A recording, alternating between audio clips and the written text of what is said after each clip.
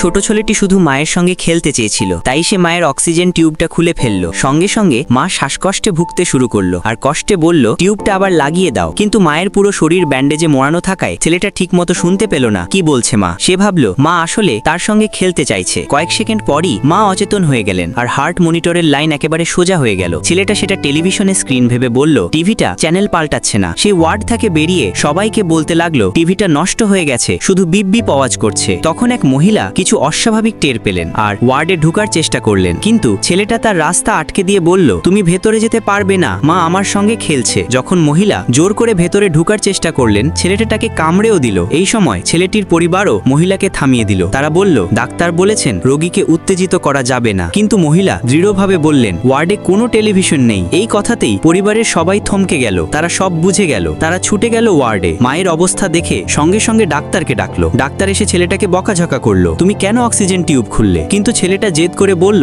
আমি কিছুই করিনি। তখন ডাক্তার সিসিটিভি ফুটেজ দেখালেন আর সত্যিটা প্রকাশ পেল। ছেলেটা নিজের ভুল বুঝে কান্নায় ভেঙে পড়ল। পরিবার কাঁদতে কাঁদতে ডাক্তারকে অনুরোধ করলো, দয়া করে ওকে বাঁচিয়ে দিন। কিন্তু ডাক্তার বললেন, এখন আর কিছুই করা সম্ভব নয়। খুব বেশি সময় অক্সিজেন না থাকায় রোগী ভেজিটেটিভ অবস্থায় চলে গেছেন।